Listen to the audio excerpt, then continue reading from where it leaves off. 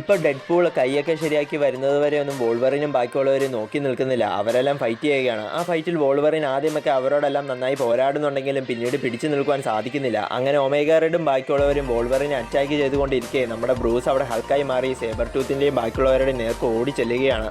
എന്നിട്ട് ഹൾക്ക് ആദ്യം തന്നെ ആ സേബർ ടൂത്തിനെ ഒറ്റയടിക്ക് അടിച്ചു പറത്തുന്നു. അത് കണ്ട് ബാക്കിയുള്ളവരെല്ലാം ഹൾക്കിനോട് ഫൈറ്റ് ചെയ്യുന്നുണ്ടെങ്കിലും ഹൾക്ക് അവരെല്ലാം വീഴ്ത്തുകയാണ്. ഇപ്പോൾ ഹൾക്ക് തന്നെ സഹായിക്കാനാണ് വന്നതെന്ന് വിചാരിച്ച് അവിടെ ആശ്വസിച്ച് നിന്ന നമ്മുടെ വോൾവറിനെയും ഇപ്പോൾ ഹൾക്ക് അറ്റാക്ക് ചെയ്യുവാൻ ചെല്ലുകയാണ്. അത് കണ്ടതും വോൾവറിൻ അവിടെ നിന്ന് ഓടുന്നു. വോൾവറിനെ തല്ലുവാനായി പുറകെ ഹൾക്കും ഓടുകയാണ്. പക്ഷേ ഹൾക്കിൻ്റെ പുറകെ നമ്മുടെ ഡെഡ്പൂളും ഇപ്പോൾ ഓടുന്നു. ഇപ്പോൾ ഡെഡ്പൂൾ ആണെങ്കിൽ ഹൾക്കിൻ്റെ തോളത്ത് ചാടിക്കയറി ഹൾക്കിൻ്റെ വായ്ക്കകത്ത് ഒരു ബോംബ് ഇടുകയാണ്. എന്നിട്ട് വേഗം അവിടെ നിന്ന് ചാടി മാറുന്നു.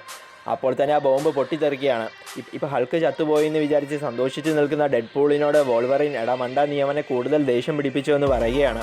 കാരണം നമ്മുടെ ഹൾക്ക് മരിച്ചിട്ടില്ല. മാത്രമല്ല ഹൾക്ക് ഇപ്പോൾ കൂടുതൽ ദേഷ്യക്കാരനായി മാറിയിരിക്കുകയാണ്.